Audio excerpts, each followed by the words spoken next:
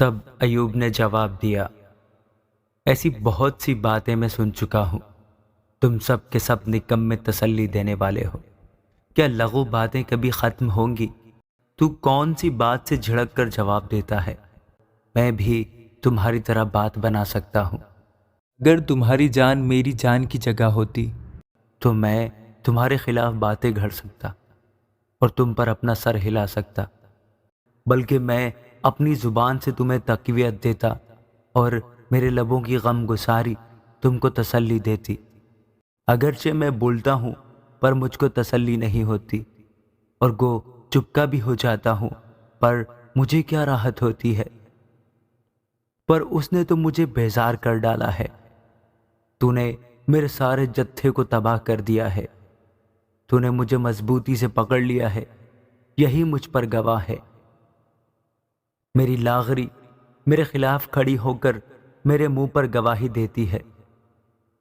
اس نے اپنے غضب میں مجھے پھاڑا اور میرا پیچھا کیا ہے، اس نے مجھ پر دانت پیسے، میرا مخالف مجھے آنکھیں دکھاتا ہے، انہوں نے مجھ پر منہ پسارا ہے، انہوں نے تن زن مجھے گال پر مارا ہے، وہ میرے خلاف اکٹھے ہوتے ہیں۔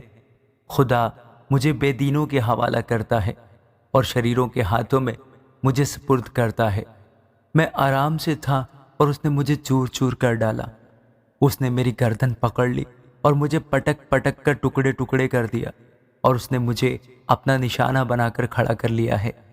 اس کے تیر انداز مجھے چاروں طرف سے گھیر لیتے ہیں، وہ میرے گردوں کو چیرتا اور رحم نہیں کرتا، اور میری پت کو زمین پر بہا دیتا ہے۔ وہ مجھے زخم پر زخم لگا کر خستہ کرتا ہے، وہ پہلوان کی طرح مجھ پر دھاوا کرتا ہے۔ میں نے اپنی کھال پر ٹاٹ کو سی لیا ہے اور اپنا سینگ خاک میں رکھ دیا ہے۔ میرا منہ روتے روتے سوج گیا اور میری پلکوں پر موت کا سایہ ہے۔ اگرچہ میرے ہاتھوں میں ظلم نہیں اور میری دعا بے ریا ہے، اے زمین میرے خون کو نہ ڈھانکنا اور میری فریاد کو آرام کی جگہ نہ ملے۔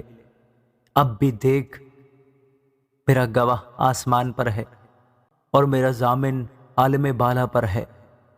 میرے دوست میری حقارت کرتے ہیں، پر میری آنکھ خدا کے حضور آنسو بہاتی ہے، تاکہ وہ آدمی کے حق کو اپنے ساتھ اور آدم ذات کے حق کو اس کے پڑوسی کے ساتھ قائم رکھے، کیونکہ جب چند سال نکل جائیں گے تو میں اس راستہ سے چلا جاؤں گا جس سے پھر لوٹنے کا نہیں۔